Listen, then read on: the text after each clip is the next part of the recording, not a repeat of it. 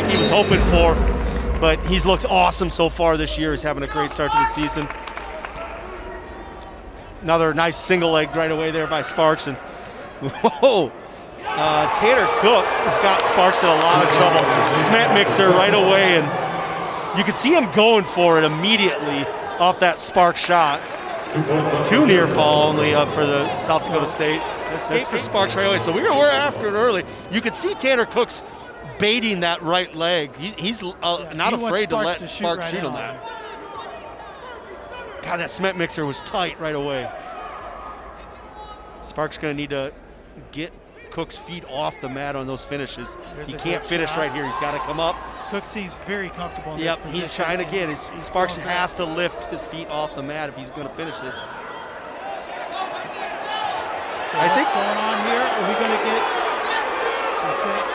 ref is saying no control yet? No control, but there's going to be another takedown for Cook. I'm wondering if South Dakota State brought Cook into town a little early and he did a private lesson with Dylan Ness before the duel. Very dangerous.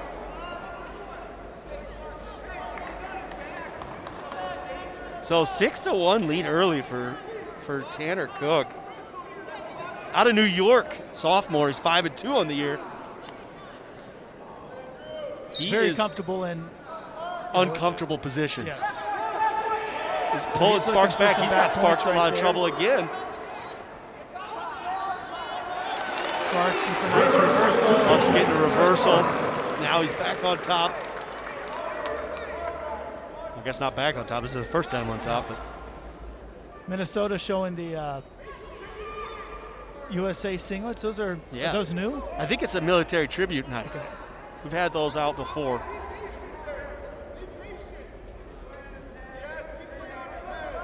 So Sparks very tight on top. That looks extremely painful. Looking for some swipes of his own, and he's going to get them. He's close. I don't think it's there yet. I can't see the. Oh, ref is saying. We got head official Angel Rivera today.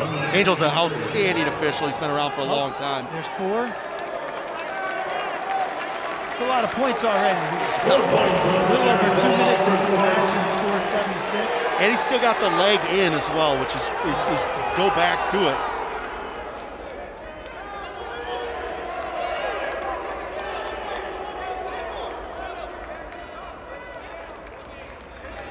Got 34 seconds to go. Almost a minute of riding time wrapped up. Sparks is looking for more back points. He's got him there. He has time. Is he going to sit through? We have a reversal. We got 4 more near fall, but Cook's close to getting an escape, and he's got 1 for an escape, so he's out. Back up on her feet. Just your standard 11-7 first period. 5 seconds left. Sparks we could still get some more. We see what's going on here. Yeah, Tanner Cook's, Sparks he's been there, he's felt it now. I think he's kind of trying to make that adjustment. So an 11-7 lead after the first period, 1:10 of riding time for Sparks. Minnesota coaches have him go back down. He's shown that he can get away. Tanner Cook had Andrew Sparks in a world of trouble there right away with that cement mixer and was so close to getting that fall. Sparks able to fight out of it and get a couple sets of back points on his own. Up his feet, but good mat return there. And Cook comes out front, and I think if he could have slipped that front head in a little tighter, he might have been going back to that cement mixer. Again, you can see that right foot. Tanner Cook's right foot's heavy, but he's okay. I mean, I don't think he's worried about Sparks getting in on a high C. Sparks passes.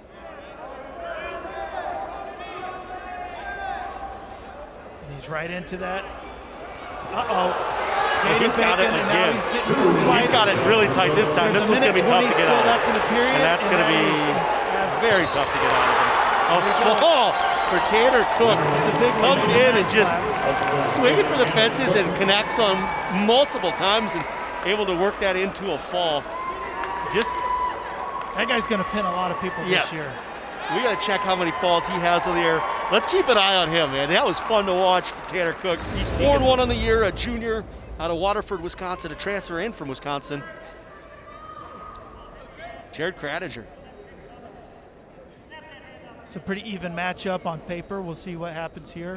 Cook at 165, 16 points. South Dakota State leading in the duel 6-0. So 16 points for South Dakota State. Nice reshot. These guys are going after it right away. Man, that was a lot of action on 165. That was a lot of fun. How much fun do you think it is wrestling with Tanner Cook in the room? Hey, we're going to put an hour on the clock. Yeah. You two go at it. Probably get pinned a couple times, maybe get a pin yourself. Yeah.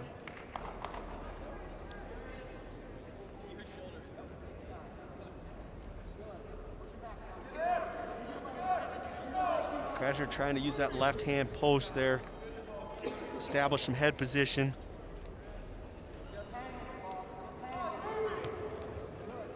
This long shot attempt there.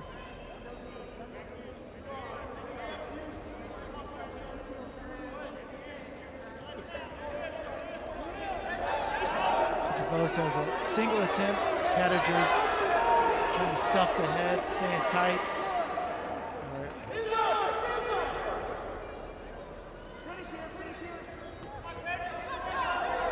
Trying to do a good job of squaring his hips here. Guys got pushed down and away. Devos trying to come up and he's not able to finish. We'll get a stalemate. We're going to come back to our feet. Dan, I just looked it up. That's an error on my part. Tanner Cook's 5-2 on the year, now 6-2 with 6 falls. So all of his wins have come by way of the fall.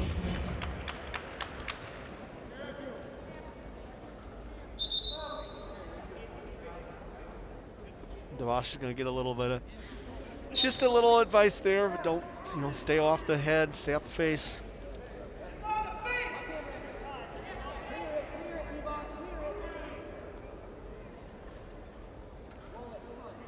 Both guys kind of battling for position a little bit now.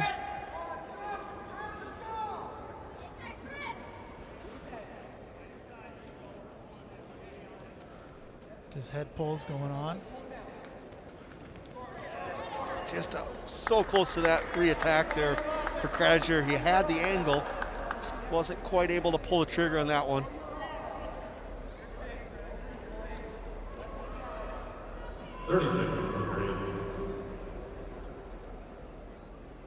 So we are at goose eggs here. Devos goes in for a single attack.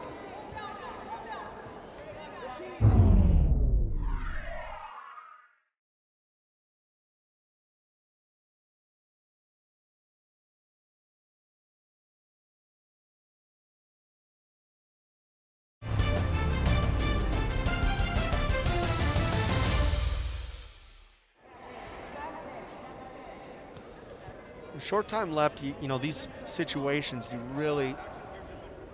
a lot can happen if you score at the end of these periods and finish every period on top. We always kind of talk about that, trying to finish periods on top. It makes such a big difference. But not able to do that, just kind of, neither guy was able to finish anything in that first period, so we're gonna go to the second period, tied 0-0. We're also gonna start down. Again, like we said, it's a pretty close ranking matchup with our, we have the flow rankings here in front of us, which currently has Devos at 18th and Cadger at 21st. Devos to his feet. Cadger trying to mat return. He's bumping him forward. Really haven't been able to watch Cadger wrestle too much because he's a new transfer here, so I don't know his style on top or I wonder how he felt coming as a transfer from Wisconsin, how he felt last night. Well, who's he rooting for? I don't know. PJ and the boys bringing that axe back home to Minneapolis. Feels good. An escape for Devos. So 22 seconds of riding time for Cadger.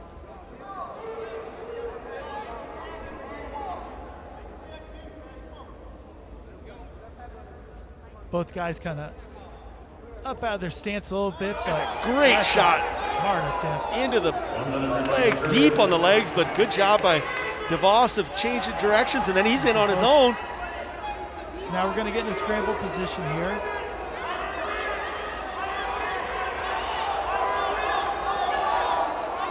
Devos really trying to square those hips up, and he's broke the lock. Cadger, and he's just got to step over. Yeah, he steps over that leg, hooks it for a takedown. Just He has a great mat awareness and knowing like you come off, you defend a shot, you break free and just immediately back on that guy when maybe he's not thinking it's a great 100% opportunity. defense right there. He's keeping him flat on the mat. So Cadger really needs to start thinking about getting out here. It's 12 seconds to go. Devos is going to try to keep him pinned down on the mat. Devos gonna ride out that second period. He's got 16 seconds of riding time and a 3-0 lead. Cadger's choice. He's gonna go down, but hopefully with a fresh start and a clean set here, he's able to get up to his feet. It doesn't appear like either wrestler's gassed out at all. And no. It's good to see. This could be a fun third period.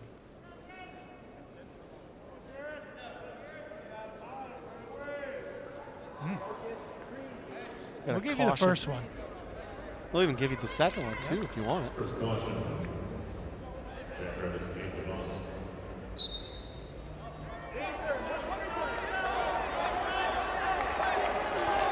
Cadger, much better job in that third period there. Gets up and out to his feet. So it's a 3-1 lead now. Takedown's the difference. Riding time not a factor right now. A long shot there by Devos and another long shot by Cadger. Both guys kind of head and hands defense really well there, defending those. And there's a kind of that Satia from Devos, and he's going to get another takedown to go up 5-1. This is where Cadger kind of got himself in trouble the first time too. As soon as he got taken down, he just went straight to a hip. And it's a lot harder to get up when you're flattened out up here compared to on your base.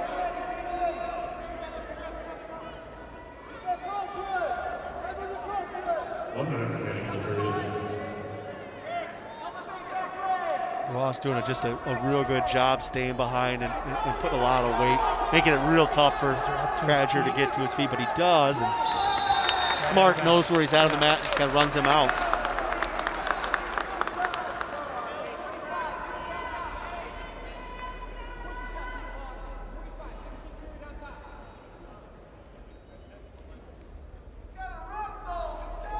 So we got 104 riding time.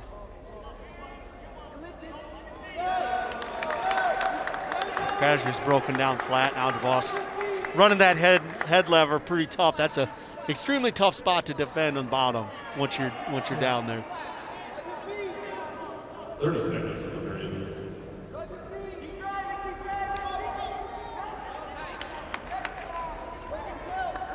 $20 to go, and Cade Devos is in control right now. He's looking good.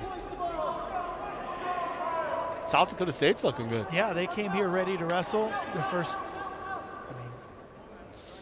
Tanner Cook came out very comfortable, trying to get some bonus points for his team.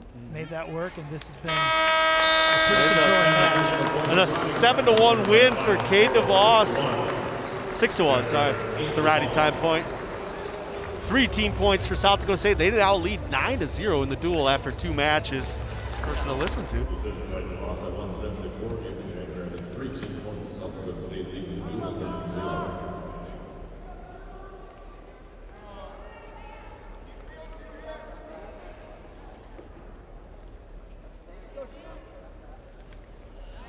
Good fake there by Salazar. Pulls him underneath, and now he's trying to go front head.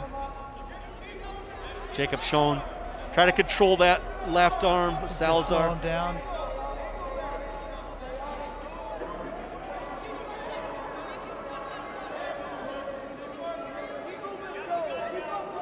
Salazar's running corner here. He's got the leg hooked, but kind of an unconventional front head defense there by Jacob Schoen. He was hooking that arm. I was wondering if he was went going to have school something of, wild. Matt Everson. Yeah.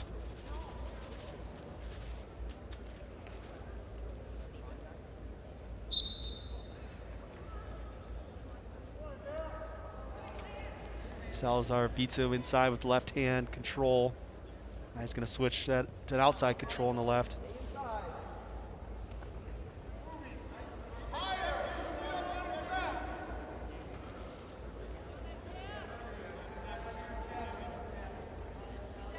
You see both guys doing a pretty good job right now, kind of battling for a head position. A good shot there, and Salazar's in, trying to run that corner.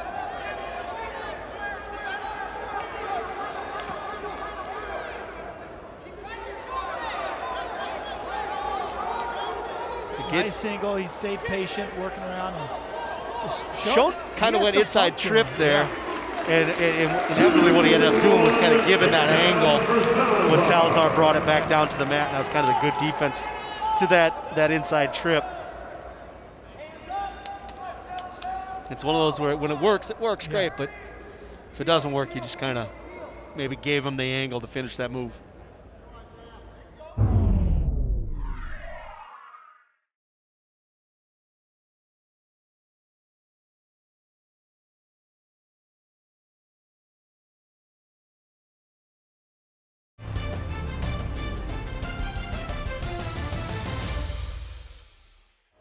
Salazar working hard on the side, really driving forward.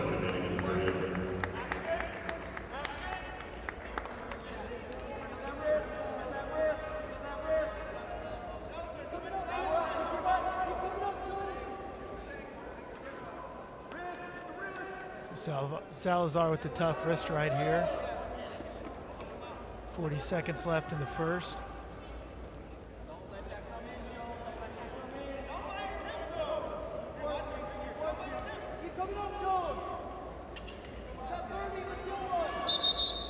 Yeah, there's a stall warning on Isaiah Salazar. I think that was probably a fair one. Yeah, I think he's just trying to hold him down, even though he's showing these on the side. Not a lot of movement from side to side from Isaiah there, but he had a good wrist control, and it really racked up a lot of riding time as well. So sometimes that's not always a bad thing, especially if he can stay on this leg. He's got to climb up now though, because he has already been warned. Now he put him in exposure. 10 seconds left. So that was a great job by Isaiah, because he was getting counted. I think he was about one swipe away from giving away his second stall. Something to keep an eye on there the rest of the match, though. 1:24 riding time for Isaiah. He's going to start down in the second period. Isaiah, as we said, had that tough match with Dakota Gear earlier last week, and Gear is one of the best guys in the country at riding at 184 pounds, and Isaiah was able to get away from him, and he's up and out here today as well.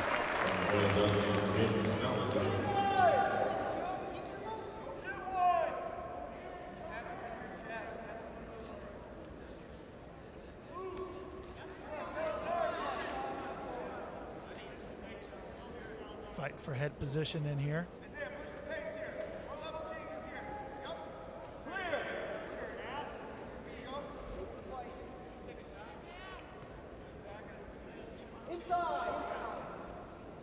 So Isaiah's got a 3-0 lead and comfortable amount of riding time. This is the point in the match where it kind of can go two directions. If he can start to build on that, we can start looking for bonus points. But if you sit on it and kind of stay content with that, then depending on what happens at the start of the third, he could be a takedown away from tying this match up. Salazar must have extremely good head position. Better than, nice re-attack there. Absolutely, very good re-attack. Kept, like you said, head position, stopped that shot initially, and then just level changing right to that leg and finishes clean. But his hands kind of drape over top. Yeah. That was a nice shot.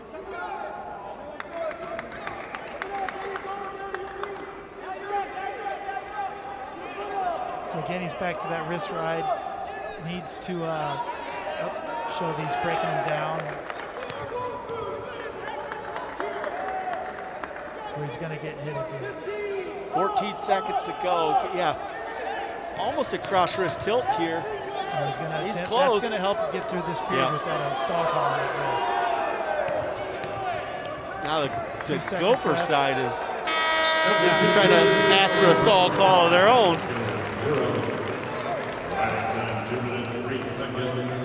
Schoen with his choice, he's going to take down to start the third. So it's 2:03 riding time and a 5-0 lead for Salazar. With that riding time close, he would need to get 3 takedowns if he wanted to get a major off of takedowns.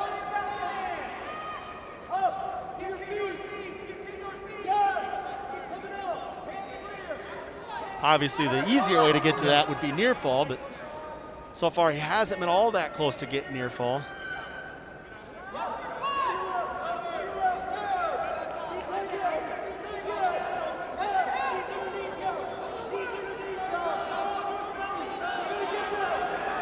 So it almost looked like Jacob was trying to get Salazar's leg in and leg slip him or put him in danger. Another attempt at that cross wrist roll, but you can see that wrist is just too high. He needs to pull that down into the, kind of more across the waist and control the hips with that cross wrist if he's going to be more effective with it. Instead, he just kind of cuts Schoen loose to start to go to takedowns, but the problem with this is you wasted a fair amount of time there at the start of the period. Back in on the re-attack. Yeah. So far, that's been a great formula for Isaiah, those re-attacks. He's quick with them. There's a takedown.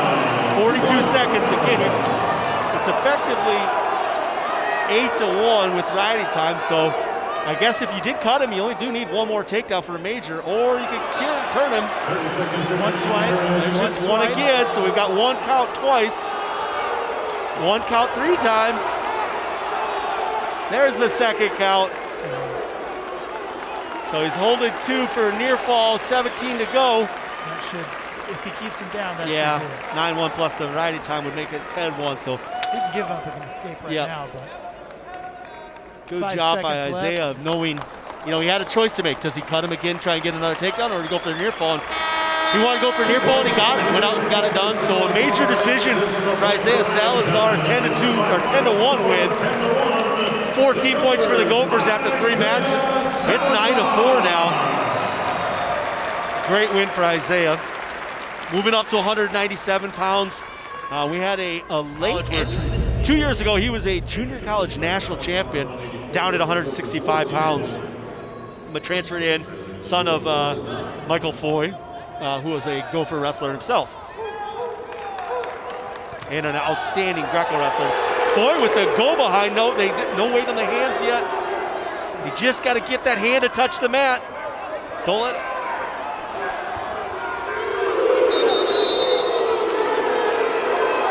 The refs are going to confer here, talk about this. Now, Foy had established that he was behind, he had established standing position. I think that, the ref's going to go and take a look at it himself. Michael Foy getting that go behind, man. He's quick on those feet. Good snap down again. I think we saw Michael Foy wrestle last weekend against AJ Ferrari. Yeah, I mean, he did get beat, but we saw that he went in there and he battled and he kept going. A foot sweep from Michael Foy, and he's going to take down. Kind of jacked him up a little bit there and foot swept him right out from underneath. Sloan up and out. Now here's a situation where Foy's got to know where he's at. Yeah, he just kind of very, very close to the edge, and you're not far away. He hits the duck right. And on a single leg, back to the body, and he's going to get another takedown. This is a very energized Michael Foy. And as we said, Tanner Sloan, this is his first match. He's Michael Foy slaps on a near side cradle. Crossfit.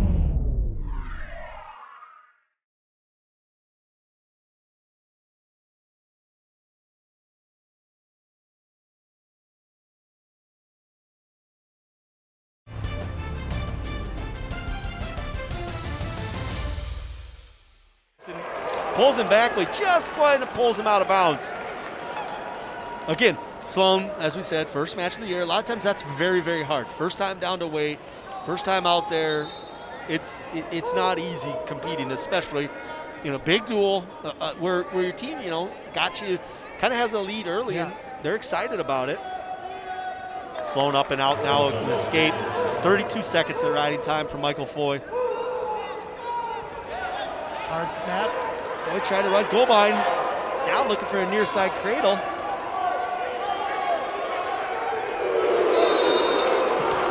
Stall warning on. No takedown. Yeah, no takedown, but he's going to get a stall warning against Tanner Sloan. Foy to the middle of the mat right away. And you kind of see a little bit right now already in Tanner Sloan. Body's kind of losing a little bit of color, but his face is getting a little red, and that's usually a sign that maybe either, I don't know if his weight cut's not good or just kind of, sometimes it's tough, and you could battle through that, but that's an early indicator that something to watch for is a guy may not have a ton of energy here in the later part of this match. Or just not enough mat time in the room as well. Right. But this Michael Foy has been very impressive so far this match. Again, Foy up to his feet, ready to go right away. And his dad was either an Olympic Greco wrestler or... He was an Olympian, yeah. United States Greco team. 30 seconds remaining in the period. That's why I was really excited when he's starting to jack him up, but then he goes foot sweep, which I'm sure his dad was a little disappointed in. He'll probably have a talking to him about that, touching the legs. 15 seconds left. And Foy's just wrestling through this period, and it's just a great double, just too good of a double. But he's still going. Sloan's just kind of looking for that edge a bit again. Continuous action. Foy just relentless so far in this first period. That was absolutely outstanding to watch. Tell you who likes it is Gable Steveson. He's at the edge of the mat, really like what he's seeing. Does Gable know he's next, right? He's just hanging out. He loves it here. Foy's going to start on top as Sloan takes bottom in the second period.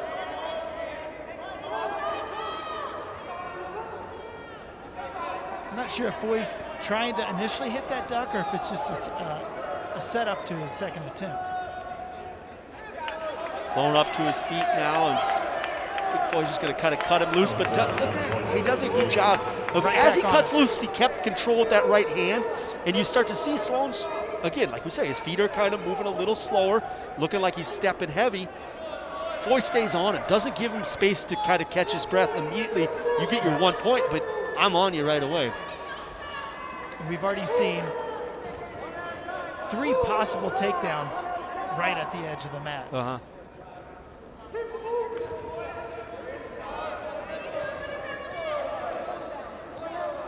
Sloan just trying to slow him down a little bit.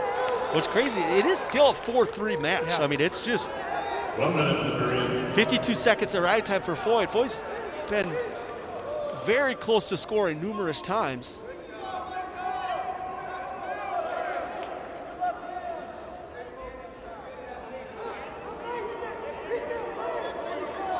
Getting a fresh start, fresh look.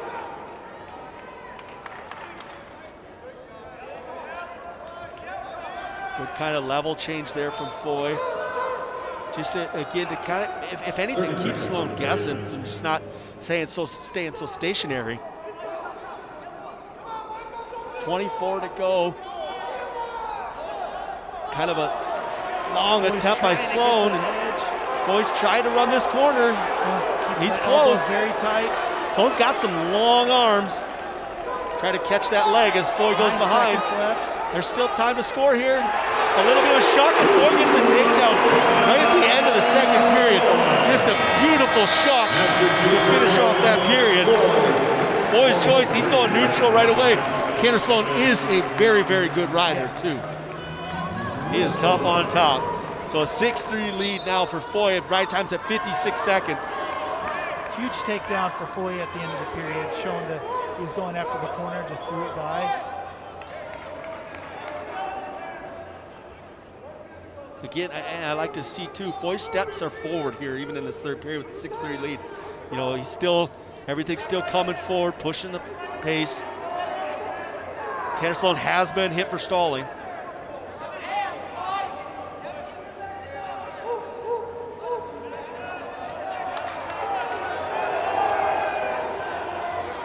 Another duck attempt, but that one just a little bit of airplane arms there on that double leg coming out of it.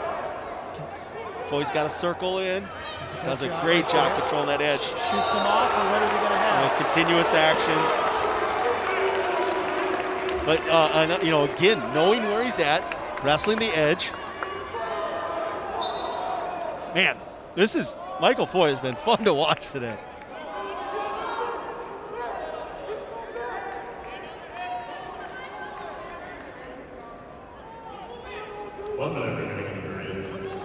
Switching to an inside tie here on the right hand. A long straight on double from Sloan. Foy head blocks that fairly easy. Now we're in that front head position again. Trying to tie up the wrists. Yeah. And Sloan's just gonna give that goal behind. Another takedown, 8-3 lead for Foy. Now riding time's up over a minute. 30 seconds. If he can hang on to that, it's be 9-3. He would still need 2 takedowns or a takedown and a stall call if he was looking for a major. Easiest way to that major again is through near fall. 20 seconds to go. Those tight waist coming over to the side, working on a chop. Sloan trying to work up to a base here. So a very, very big win for Michael Foy against an outstanding wrestler. His brother Nick, great wrestler. And Gable in on a leg immediately. What I've really been impressed with, you know, I know Gable, this is only Gable's second match of the year, but just watching him last week against Oklahoma State was his level changes. He just disappears. Yeah, how well he moves from head down to legs for a man that size is incredible. And then you add in his ability to snap you through the mat. Makes it him a tough person to plan against.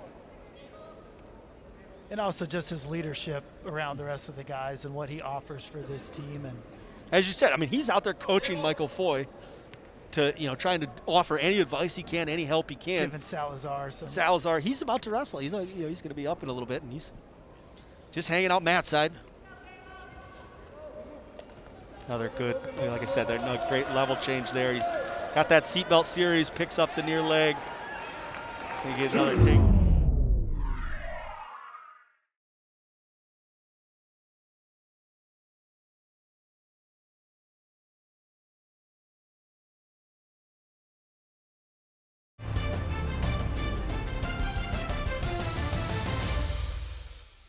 It's a 4-1 now for Gable already.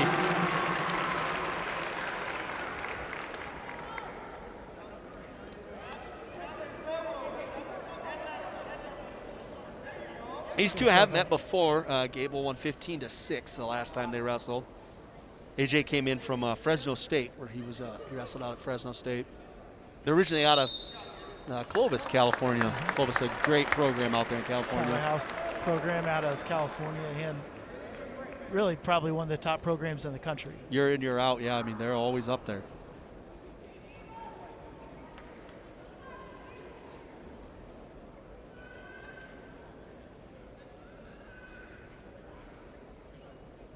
.132 of riding time. Gable's gonna cut him loose.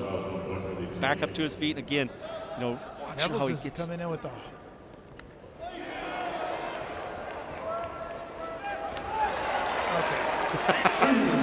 I mean, it was kind of a fireman's to a just straight. But it was a left-handed high crotch as well. Yeah, left-handed high crotch fireman's horse the guy over. Almost caught near fall too, coming through and having that leg turk. Again, cuts him loose. 58 to go.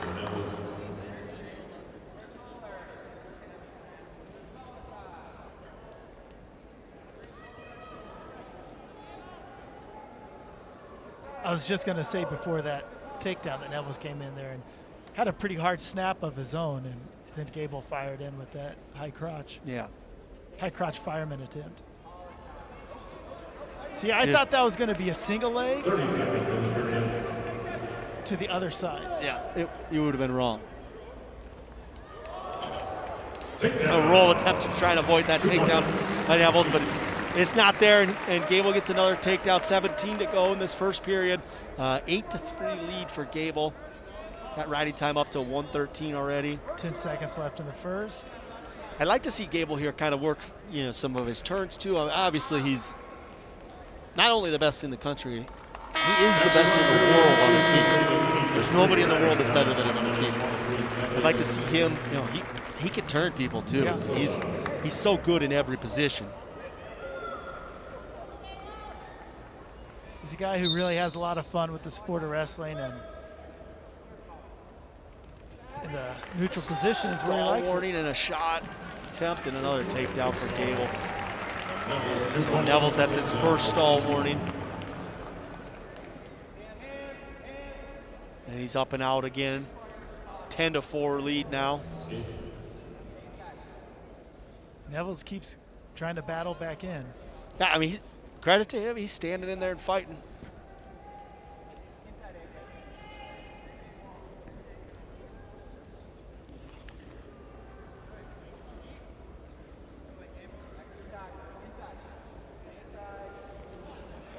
Another good leg attack from Gable. Got to be ready for that roll that we saw last time. There, you see him kind of drop it to the ankle. That's going to stop that roll. He's staying with the body, and that's where that kind of, that Granby roll from his feet's effective, but he dropped down to those legs, and it neutralizes that. And that's a, just a great adjustment by Gable mid-match. 50 seconds left in the second period. Yeah, And it's up and out. 1 minute and 50 seconds of riding time racked up for Gable.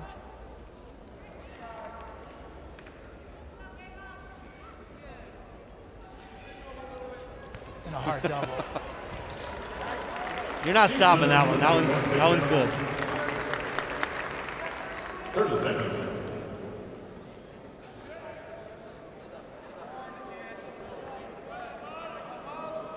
20 seconds left. Steveson has Neville's just kind of flat over on the edge. Probably just try to keep it this way and get through the second period. Neville's working back up. He's got his foot still inside the cylinder there. He could If close there's it. exposure And that's, outside of the you circle. can't do that. So Neville's thought, I'm going to get a fresh start. I'm going to reach and touch the gym floor. But what he actually ended up doing was he will get a fresh start. Unfortunately, it comes with a stall warning and a point against him, because that would be his second stall warning. You can't reach for the hardwood. Maybe he was willing to give up that one. 15-5, 2:24 riding time for Gable. Neville's going to start down. I think we're going to see Gable just kind of get a couple quick takedowns and then maybe look for a near fall to end it, or just roll with, try and get 5 takedowns and be done with it. But I'm guessing we'll probably see 2 quick ones. He's around behind, just gotta bring him down. That's the first one. Ranfold wanted to see the tilt here.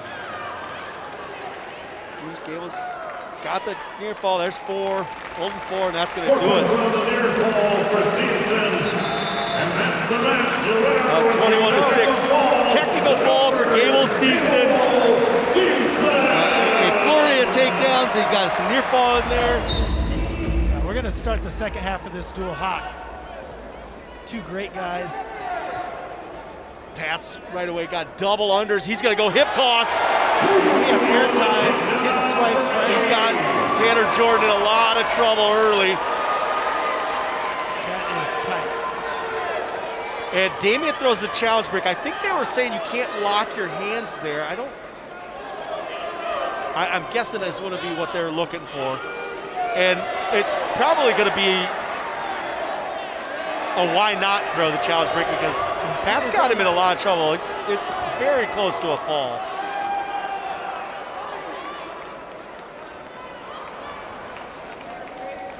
And now Pat's on top. So 4 near falls awarded. Damien's going to challenge this. And that takes a lot to get out of the trouble he was in. Yeah, absolutely. And he's already got 35 seconds of ride time. But again, like you said, credit to Tanner Jordan there for absolutely fighting out of a very bad position. That was tight. I mean, he was in a lot of trouble. He's about working for a breakdown. Tanner Jordan keeping a strong base.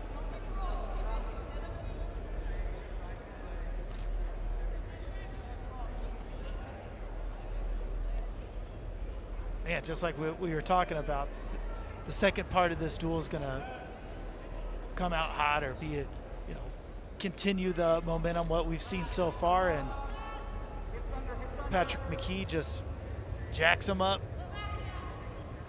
gets his hips through, and gets back points right away. He's trying to run a half straight over the top.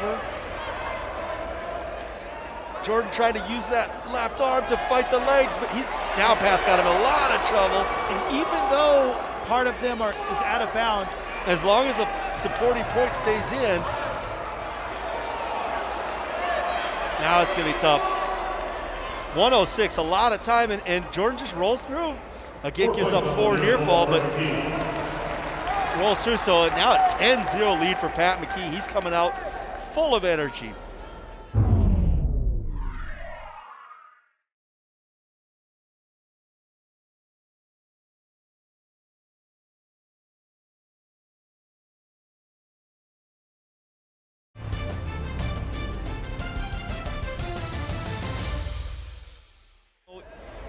A week ago, for a crossface. We kind of saw it a little bit. Pat against Trevor Mastrogiovanni. He just ran a little bit out of steam late in the match, and I think Pat, he cuts a fair amount of weight. It's early in the year, but it's amazing to see the difference in him now, having about an extra. What are we at right now? An extra hour from after weigh-ins of what he would have had a week ago.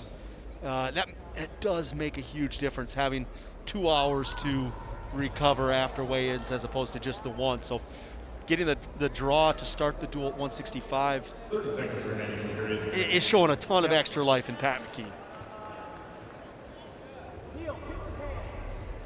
He's working on a cross wrist, trying to get some more back points too. Just he's riding hard. He's riding with a purpose, trying to get a turn. So often you just see guys that just, seconds left. They just try to ride to stay on top of him, guy, and rack up riding time. And it's just, that's kind of one of the things I wish, I don't know how you fix it with folk style wrestling, but riding should always be, you're trying to turn, you're trying to pin in the top position. They have implemented some new rules where, like, if you're in a scramble and you go in danger, you can give up some exposure or give up a takedown. 2:49 a riding time for Pat McGee already after the first period. He leads 10-0. Gonna start on bottom. Cages that left elbow in, trying to stop Tanner Jordan from coming inside on that claw. Jordan just trying to walk his fingers up there to that half Nelson position. Slips the leg in.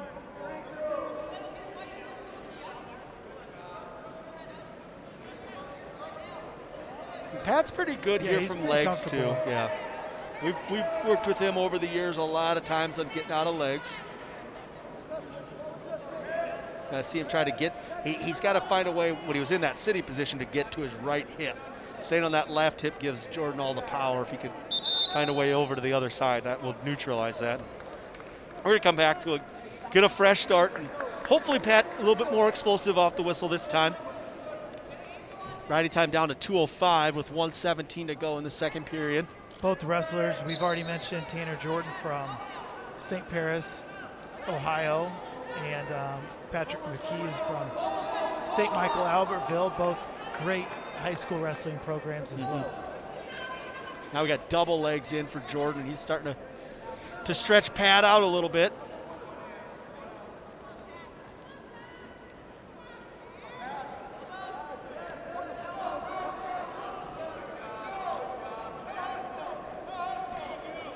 McGee is out of the legs, but still feels large amount of pressure on top.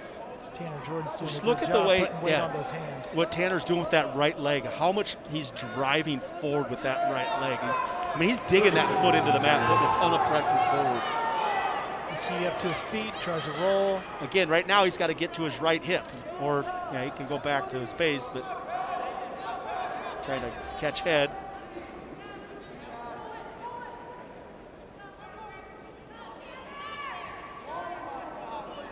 Ten seconds to go in the second period.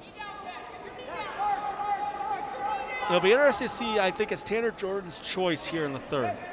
Obviously he rode out, but wasn't really that close to any turns.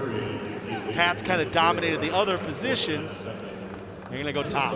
So the ref did a really good job too of coming over to the other side to make sure there wasn't any pressure against the knee joint when he was lifting that up. Protect these wrestlers, we like to see that.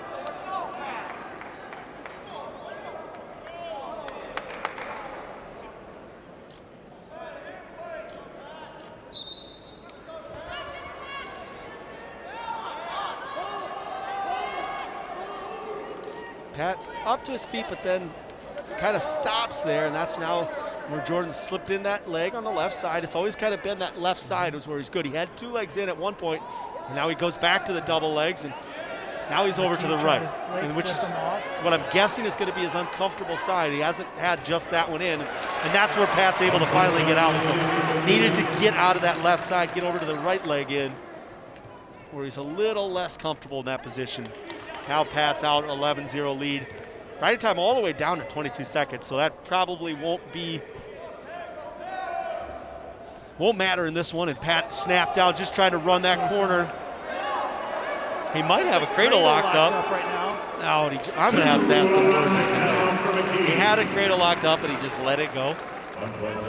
He got the greatest moves in all of wrestling locked up, and he just give it up.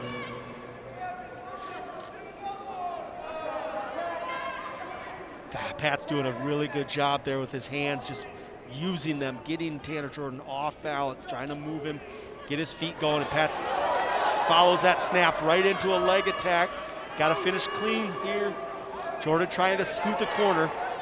Tanner Jordan needs to get Pat's right shoulder out of his hip pocket here. If he can get it out, then he'll scoot that corner and he can finish this. Pat, on the opposite side, needs to keep that right shoulder in and try to get his right hip down to the mat. And there, now the shoulder's out. Jordan actually, he looks like he's not in a good spot, but he's very close to getting a takedown here. That might be the best. There, he almost got around behind, but Pat's able to get out of bounds, so 14 to go. It's 13-1. He'd need a takedown and near fall here if he's gonna try and get a technical fall. And Pat's kind of got a little bit of a hitch in his giddy up there as he comes back to the center. I think that heavily bandaged knee is giving him trouble, but credit to Pat. He's right back Best in defense is good offense. Back in on a leg, trying to finish this off. Has both legs caught, steps over. Now time's gonna run out before the takedown's awarded. So 13-1 win for Pat McGee. A major decision. He improves on that 8-0 win. Still a major, but widened the margin a bit from 2 weeks ago in the Bison Open Finals. So another major decision for Pat McGee, or to see him grow and develop into a state champion as a senior. He's taking on Jake Gleva from Minnesota. Jake's out of Inver Grove Heights, Minnesota. Both these guys, as I said, trained at the Pinnacle Room, so they're very familiar with each other. I believe Gleva was a year or two older than Trayton, but these two should know each other's style pretty well. They're scrapping already.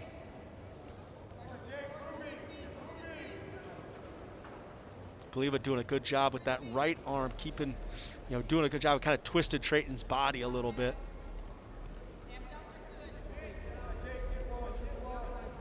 And Trayton's kind of trying to keeping that elbow tight. Yeah, pull that elbow in, duck to that near side. So it's going to be hard to pass Gleva's head.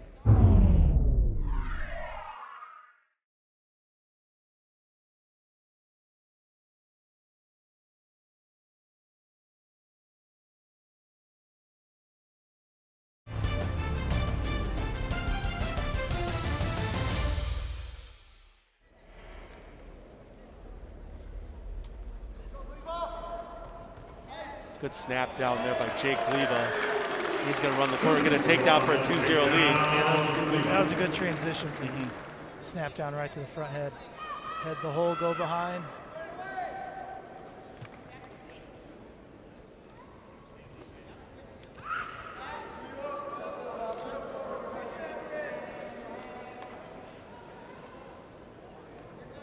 Gleva trying to ride that near wrist. Trayton rolls it free.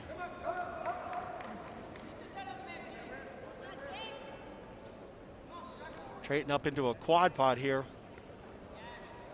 Again, Gleva kind of bumps him back down and hooks that ankle and stretches that leg out to bring him back down.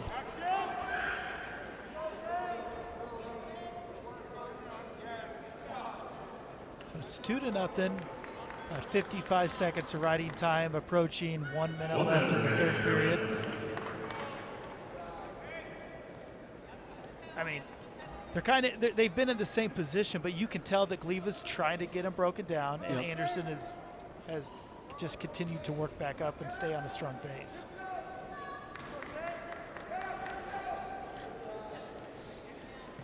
So far, Trayton's just kind of pushing back to that quad pod. He keeps getting there, but he doesn't have a plan from there. He's either got to get a knee slide or try to get his hips moving. Yeah, and there's a stall warning against Trayton on the bottom position. Gleva again doing a good job riding. Everything's forward with him. He's doing, keep pressuring forward, putting weight on Trayton's hands. There's another bump forward, using that back leg to bump that left leg. 10 seconds to go. The other thing about just, riding like that where he's so much pressure forward and so active on top is that it takes a ton of energy out of that bottom guy.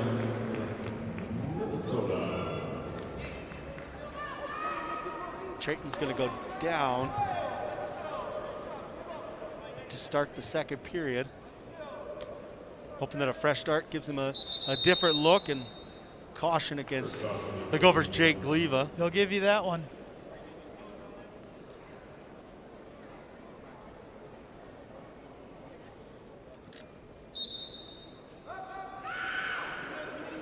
Anderson up to his feet pretty quick, but Gleva stays tight.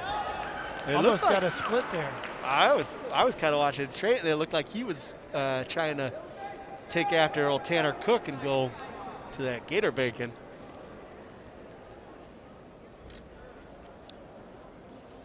Gleva gives him kind of the I'll let you up to your feet, but you're going to have to work for it a little bit. I'm still here. Treatment. And right away on that 2-on-1 on that right side.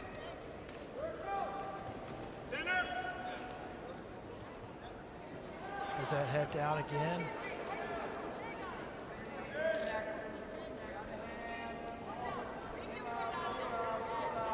Gleva's been very heavy, heavy this match.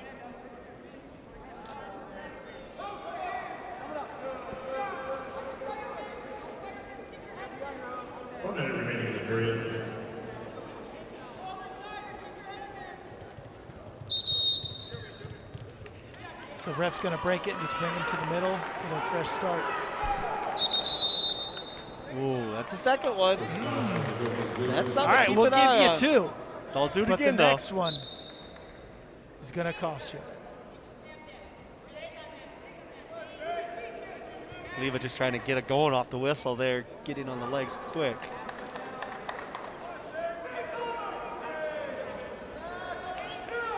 Kind of a long straight-on double leg attempt. Trayton defends that easily. 30 seconds.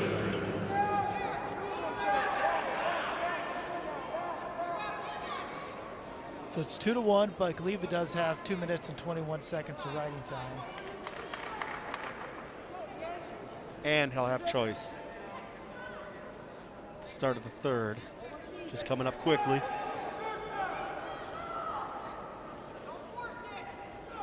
There's another stall warning against Trayton Anderson and a point to Jake Gleva. 3-1, running time, 2 minutes, 21 seconds.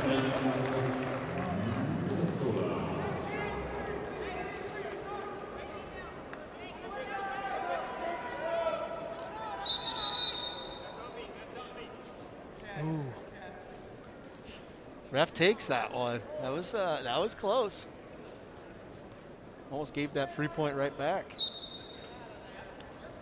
Drayton under the arms, trying to ride that near half.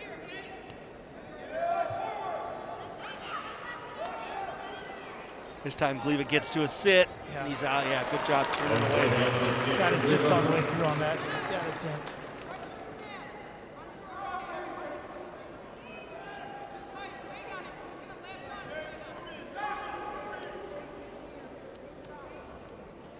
Man, a lot of these Gopher wrestlers have had very good head positioning in this duel. If you can establish head position, it makes a lot of wrestling a lot easier. He's going to try the old Michael Foy leg. Foot sweep. Double unders foot sweep. Okay. There's another stall warning against Drayton Anderson. Yeah, he has to learn that he's on the edge of the match. He has to circle back in. Yep. Can't just head straight out there. And it's another point for Gleva, and then he's a couple fakes. Try to run corner here. And breaks that hand, breaks those locks. Now for a takedown. Gleva's looking to cut him loose right away. Drayton doing a good job as soon as he turns in, get that underhook instead of just turning in and conceding position. Well, fireman's carry out of Gleva.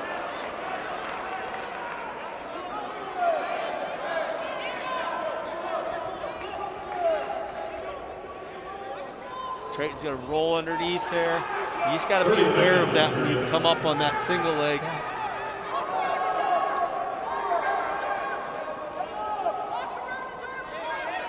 Gleva still seems like he's comfortable in this position. He's trying to break the lock. A takedown would get a major. There he's got the lock broke. Just got to get around behind. There's a takedown with 9 seconds to go. Gets a takedown, a ride out now. He's got to ride out for the major. Anderson up to his feet. And the point for the riding time. That's a 10-2 major decision win for Jake Gleva. 4 more points for the Gophers. That's going to make it 16. Nope. Correction. It's going to be more than that. 20-9. We already got the 16.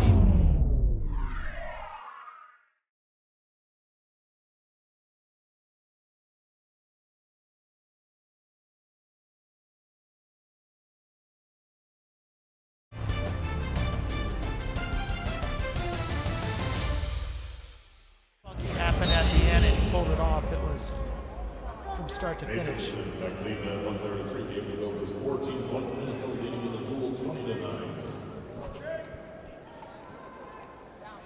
As I said, Carlson's a tall kid. He's going to wrestle hard for 7 minutes, standing there and battle.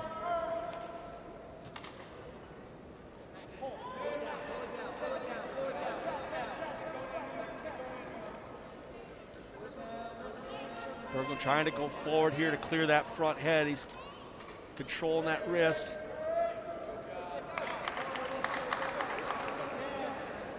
Trying to get to that 2-on-1. Carlson's right arm.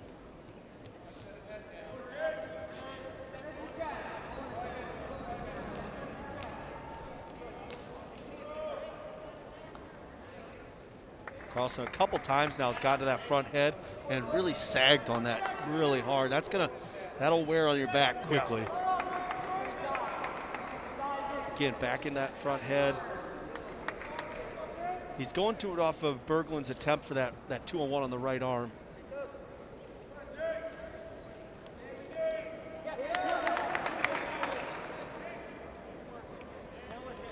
That's just a good snatch single. Berglund trying to stay whizzer wrist, and Carlson does a good job bringing it up now.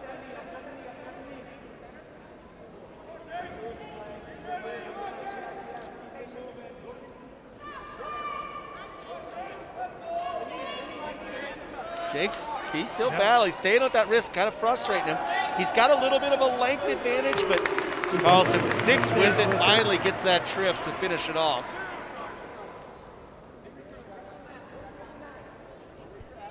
So Berglund trying to stay in right here. Ref brings him out. 57 to go in the first, 13 seconds of riding time, and a 2-0 lead for Clay Carlson. That was an extremely nice snatch single for a 141-pounder. You got to be quick to make that effective at 41. Berglund getting to that sit-out position. Up to his feet. Carlson stays tight. Lift attempt. Nice job by Berglund, fighting those hands, getting up and out of there.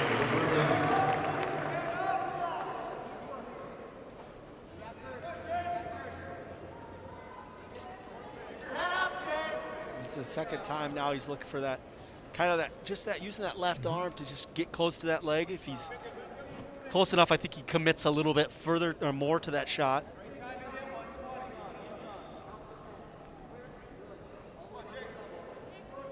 I know Jake's been looking for that 2-on-1 on the right side, but he's got to control that left arm a little bit better. So far, now lefty high C by Clay Carlson. Both shots have been with that left hand.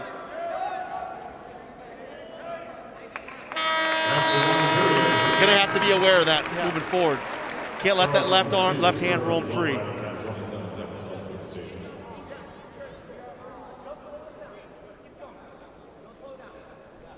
Carlson's going to start bottom in the second period. 27 seconds of riding time. 2-1 lead.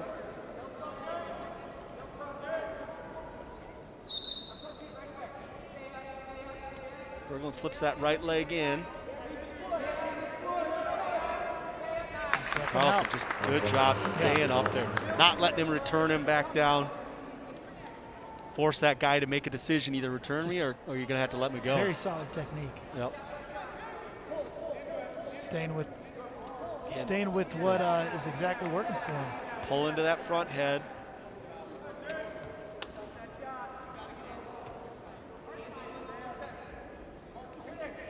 A long far ankle pick there by Berglund. That time he responds, he's in better. Now we got another Gator Bacon.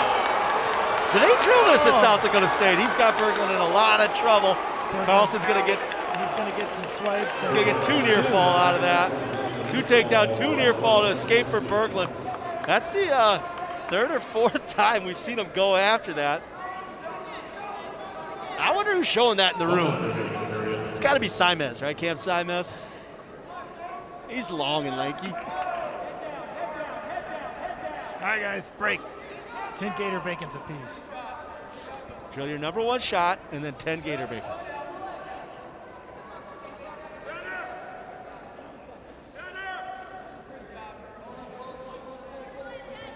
Seven to 2 lead now for Clay Carlson. Again, just 23 seconds of riding time.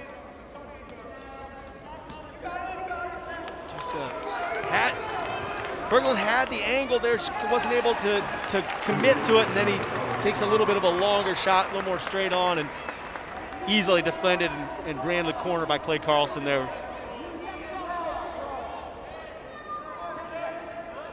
10 seconds left in the second.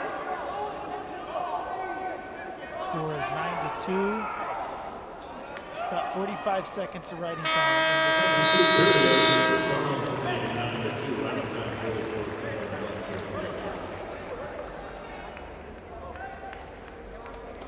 Berglund is going to start bottom in the 3rd, 9-2 lead. So it appears that Carlson is a tournament guy and a dual guy right now. He's both. It's a deadly combination. Berglund up to his feet again, but good job by Carlson dropping to that leg. Matt return and kind of looking for that Turk there. He was close.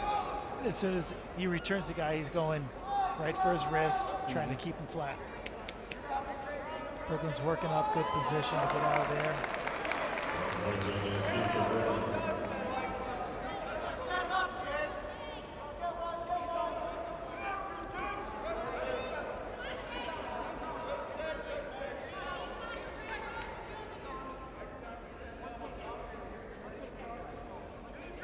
So far, you know, Jake's shots that he's been close on have all come from when he's had an angle. The ones he's given up points on were when he, you know, shoots straight on. And again, there, same thing, that left hand's free for Carlson, and he's able to fire lefty high C Now he's trying to cut across to the other side. He's going to finish for another takedown and an 11-3 lead with riding time.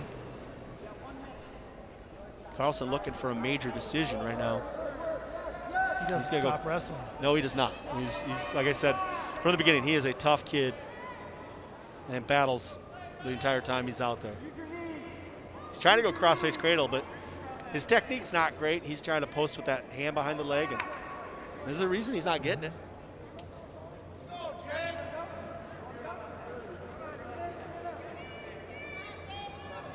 What does he need to do here, Matt? He's got to get his right, use it. See how he's kind of got his right leg now up there? Use your right leg to block that leg and then post his hand and really use his entire upper body to drive that head down to the knee. Berglund up to his feet.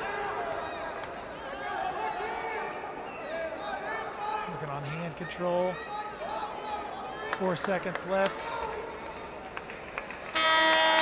Carlson's gonna get the right out to add the riding time point, makes it 12-3, a major decision for Clay Carlson. 4 more points for South Dakota State. It is now 20-13 with 2 matches to go.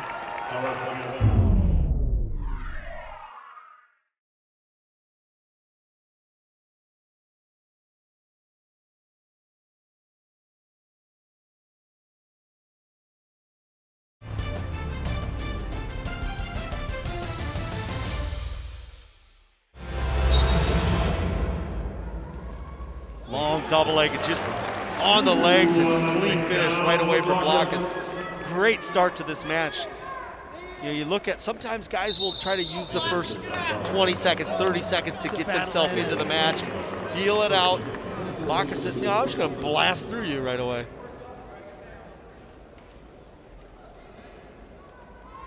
You know, being a 133-pounder last year, he's a 49-pounder this year. He's a 49-pounder this year. He's a big boy. I'm impressed to see him down at 133 pounds.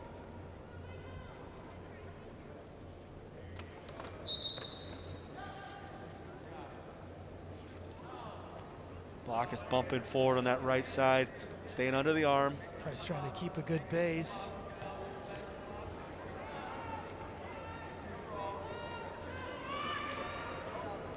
Price is out and right away back in on a shot. Blockus easily defends, and now he's in a front head position near the edge. Blockus has that very good explosive speed. You know, when he level changes and commits, he can run through guys pretty consistently.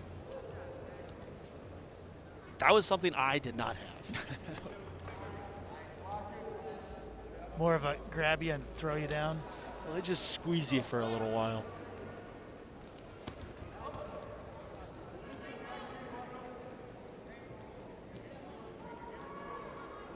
Blockus out there doing a little knee shake. I wonder if Gable's been showing some moves in the room this last week.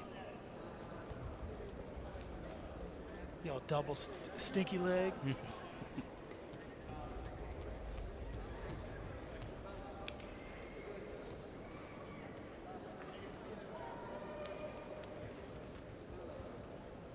Blockus keeps digging for that, trying to get that right hand underhook in, but it's kind of tough right now with Price doing a good job. He's staying heavy right leg lead and keeping that kind of almost twisted his chest a little bit, keeping that right elbow or shoulder back, left shoulder back.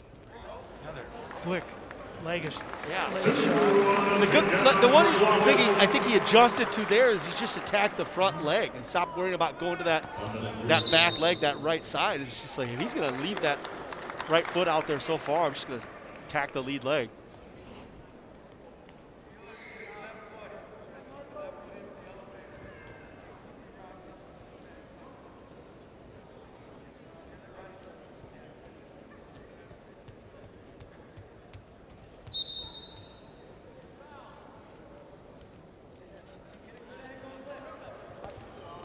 See, that was a good mat return. He might be a little too long for Blockus to use his lift and returns unless he's just dropping to a side double and picking him up. But that time he drops down, picks low on the ankle, and drives him right out of bounds.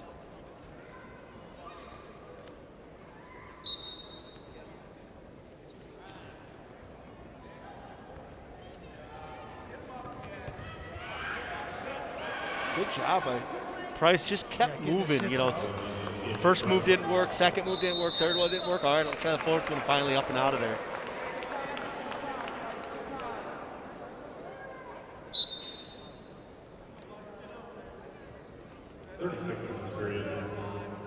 So block us up to 54 seconds of riding time. Score is 4-2, 20 seconds left in the first. We still really haven't seen much offense out of Price yet. Again, he's got that right leg lead heavy. Block his fakes on at that time.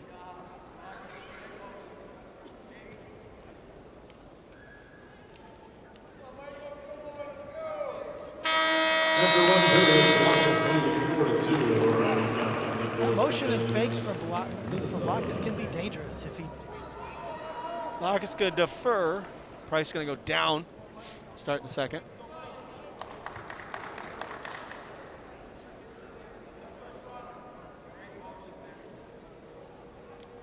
Great opening period though for Michael Blockus. I like the level changes and I like the explosive commitment to his shots. Price up to his feet again. Blockus going to cut him away. Price is trying to get a little bit more flavor in his step to open up a little bit. He's going to need to get a takedown here or put Blockus in a bad position. Yeah, again, it's kind of, you know, Price is a lot of fakes, a lot of lateral motion, but it's been most Blockus, and there's stall warning against Price there. Price into a front head. Just kind of a little Kelly drag, and he's back in a leg. Switches it off to a double, and that's two. That's takedown. Now he's got to know where he's at, climb up because he's on the legs. And the good thing, he saw what the official did there, what Angel Rivera did, is as he kind of came close as he was counting on the legs to make sure that Blockus could hear, and you could see that Michael was just waiting until he got to the 3 count, and then he moved up. So just, you know, even though it's 1 or 2 seconds, it's just shortening this period from him on top. And adding a little more riding time, too. 1 minute remaining in the period.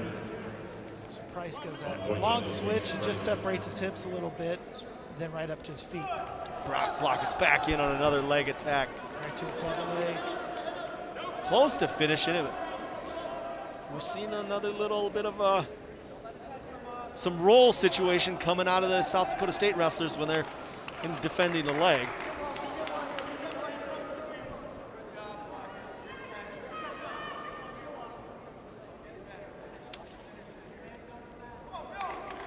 He has a level change. Yeah. Yeah, put some bruises in the mat with that level change. Maybe for Christmas he'll ask for a couple of volleyball knee pads, help himself out a little bit. Well, I noticed last week AJ Ferrari had 4 knee pads on, so he might have one he could let Michael borrow for that right knee. Yeah, Ferrari. His legs are huge. Another good shot by Blockus at the end of the period. Stall warning against Price, so point's going to be added to Blockus as time runs out in the second. Yeah. But you know, it's a great way to keep wrestling for Blockus right there. All the attempts so far from the feet have been out of Michael Blockus. Every offensive attempt is him.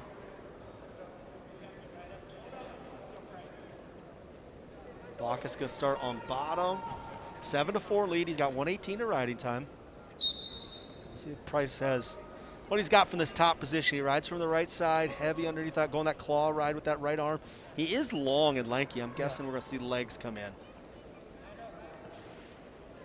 Or cradle, or none of that.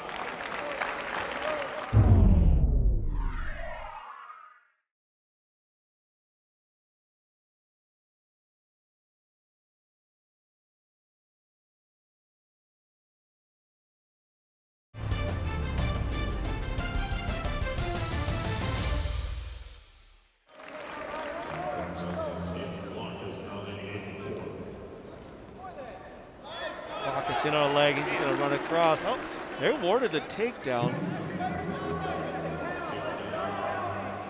Yeah, he should be. No takedown now. We're going to wave that off.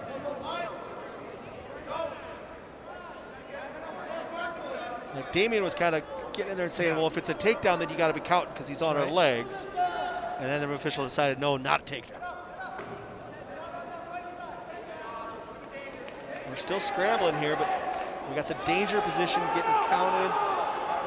Both kind of in danger, and that was Price is going to try to say that he had. Price goes for the near side cradle roll through and misses on it. Gives up the takedown to Blockus. 10-4 lead. He's got riding time racking up. We would need one takedown and a ride out for a major decision. And that's kind of, I think, what Luke Becker was telling him he wants to see. So Blockus, he answers, he cuts him loose. Blockus in on legs again. A little different defense there out of Price. He's going to go into him this time instead of going away, and that one worked for him.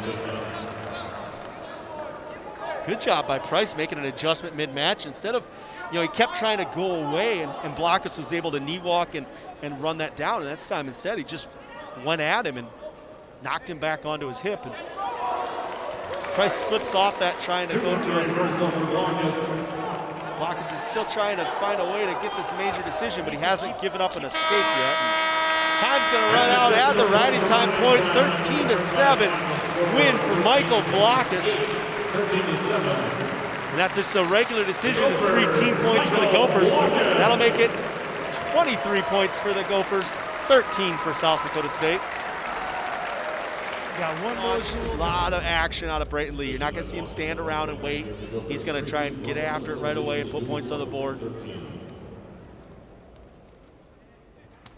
So with a 10-point lead and only one match to go, barring any 5 different team point penalties against the Gophers, I think this one should be clinched.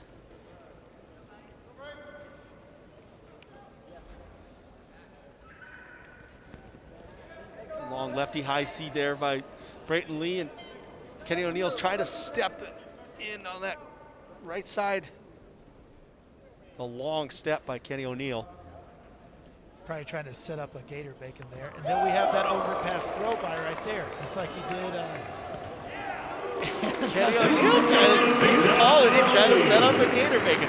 That's the second time in a week now that we've seen Brayton Lee hit that overpass throw by, and it is very fun to watch him do it. He was successful with it last week against Wyatt Sheets from Oklahoma State. And it is a slick little overtime.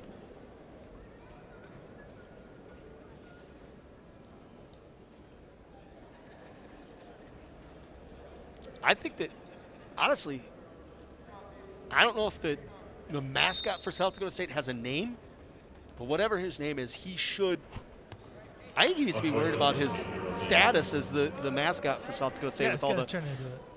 Just from an alligator? Go from a jackrabbit to a gator eating a slob of bacon. Could be a good logo.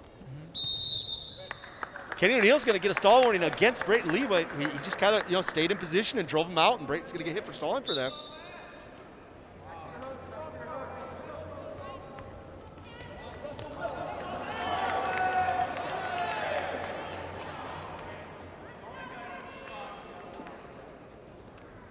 Tries to that overtie snap again.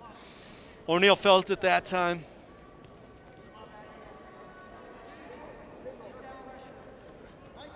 A throw by single by Brayton. He's efficient, while also getting a stall warning against Kenny O'Neill.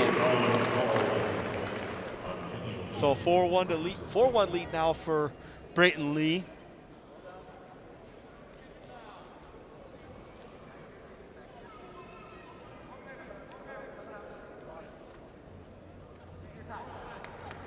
Brayton's going to let him loose. We got 51 to go. Still plenty of time in this first period. I think Brayton felt pretty comfortable giving up an escape there, knowing he's got enough time to work for another takedown.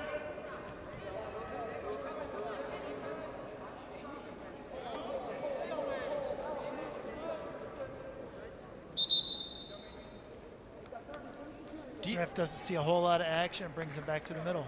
Yeah. Now, last year we talked a lot about, we self-named Brayton Lee and Sparks as back-to-back as the high-pace boys. Drawing 165 as a start weight's tough for us personally.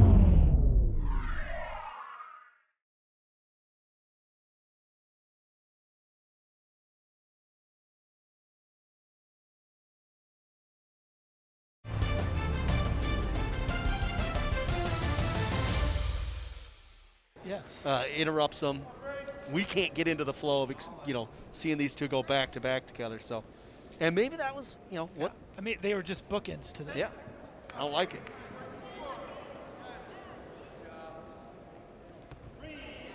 So it's a second stall call, and 1 point goes to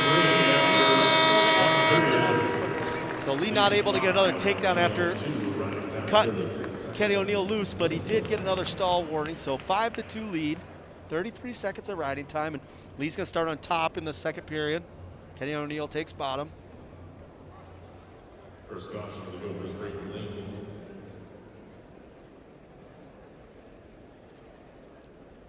The South Dakota State brought two guys with in 157 pounds. The other guy, Jack Thompson, out of LaPorte City, Iowa. Huge rivals of Don Bosco, my high school. Well, I heard, it wasn't televised, but what Damian Hahn actually did is have them wrestle off right after weigh-ins to see who was gonna start. That may or may not be true. It's not true, but can you imagine if they did? I'd be tired. Another takedown for Brayton Lee.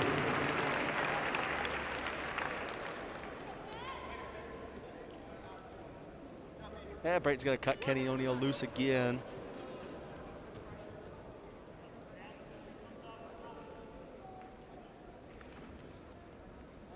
Brayton doing a good job using both hands.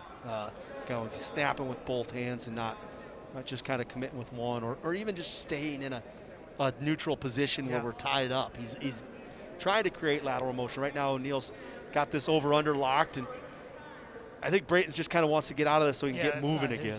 His spot. Looks like Kenny's kind of thinking about something here. He was considering it. Either he likes that position or he just wants to slow it down a little bit. Oh, just a small level change and under the arms and through the body. Brayton Lee gets another takedown. He's going to cut him loose with 30 to go. One on the edge. O'Neill's trying to fight that underhook in. Another stall warning against Kenny O'Neill. Another point for Brayton Lee. And he's in on a leg, trying to finish this with 18 to go. Nice. Trying to limp arm out of that. O'Neill needs to be careful. He's already been hit. Yeah. Takedown for Lee is O'Neill tries to reach back, but Brayton's going to ride this one out. End the second period on top of the 12-5 lead and 118 of riding time.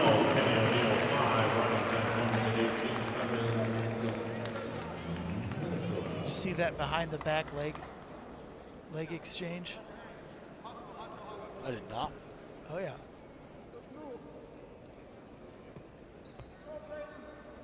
Brayton starts down in the third.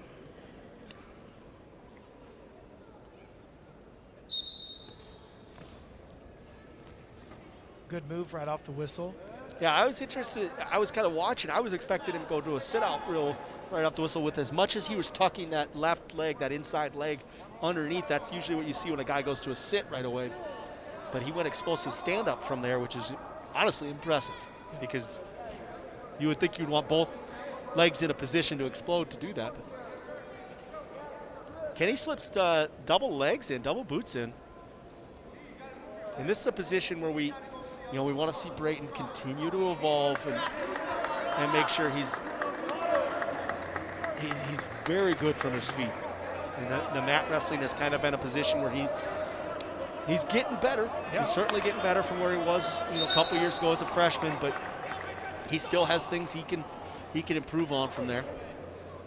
So we'll see if I want to see if he tucks that left foot under as much again. Maybe not. Yeah, still kind of has that left knee tucked under. And like again, I would expect him to kind of push back into a short sit from here. Caution against Kenny O'Neill, jumping the whistle.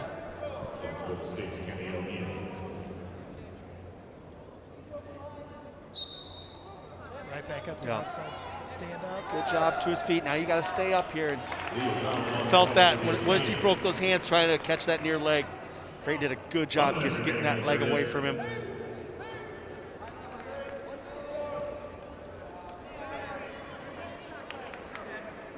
Brayton moving forward again. Riding time down to 23, but we got an 8-point lead, so it is a major decision right now. That overtie snap again.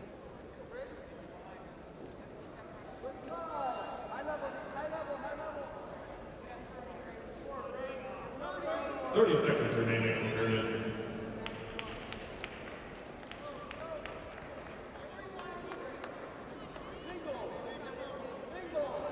$20 seconds to go in this one, the final bout of the duel. Straight on double, transition to a single.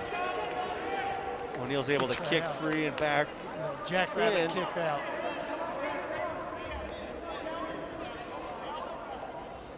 It looks like Brayton's going to win this one, a 13-5. Major decision for Minnesota's Brayton lead.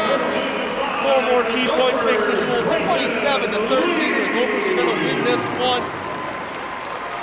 Outstanding performance up and down the lineup by Minnesota. You know, Jackrabbits came out ready to go, but the Gophers did an awesome job. And if you listen to that, that's the 1,000th